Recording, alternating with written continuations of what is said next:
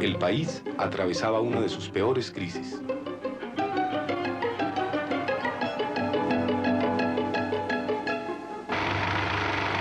Sin embargo, algo distrajo por esos días las penurias del país.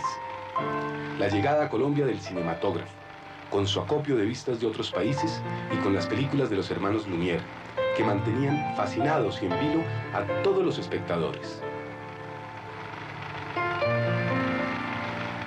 Hizo el pionero Gabriel Baire produciendo tomavistas para los Lumière por el río Magdalena, y paradójicamente el río Magdalena también se convirtió como un excelente cómplice de los Di Domenico, en el sentido que iban dejando como su especie de semilla a medida que iban remontando el río. Cuando empezó el cine, llamó a todos sus familiares, sus primos hermanos, que eran Donato Di Domenico y Juan Di Domenico Mazzoli, uno en Cali, otro en Medellín, los cuñados, los hermanos de mi mamá, uno José Di Ruggero y el otro Herminio Di Ruggero, el más pequeño, y mi tío Vicente, hermano de él. Al único que yo conocí fue a Donato, que estuvo aquí en Cali y en los años 20 fue de los fundadores de la Cámara de Comercio de Cali y presidente de la Cámara mucho tiempo, y pensó con otros socios que quizá se podía hacer cine en Colombia, y por eso se metieron en esa aventura. Nosotros fuimos los primeros que hicimos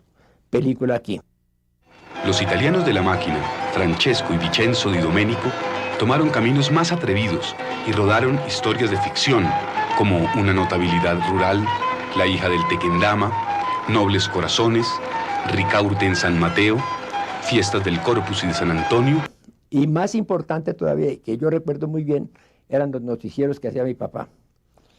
Por ejemplo, en un Corpus Christi, cuando había la procesión en la carrera séptima, papá desde el balcón filmaba toda la procesión, y como en esa época Bogotá era tan pequeñita que todo el mundo se conocía, todo el mundo sabía que fulana de tal, la comadre y todo eran perfectas, entonces filmaba toda la procesión, y eso era, digamos, por la mañana, al mediodía.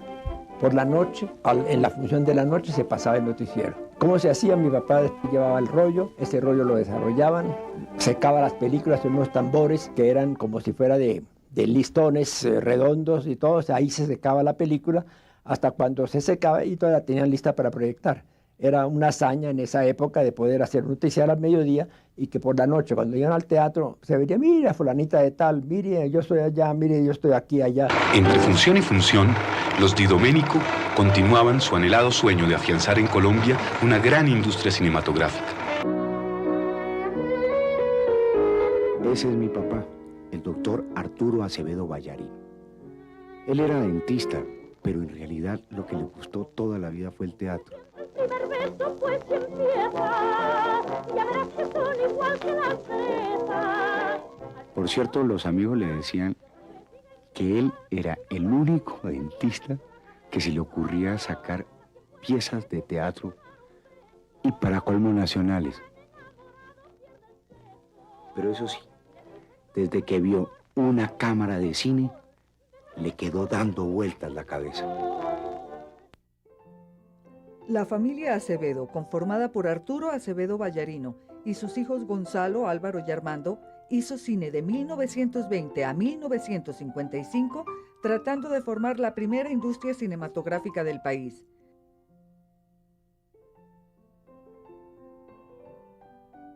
Filmaron argumentales, noticieros, documentales, películas institucionales, educativas y de publicidad.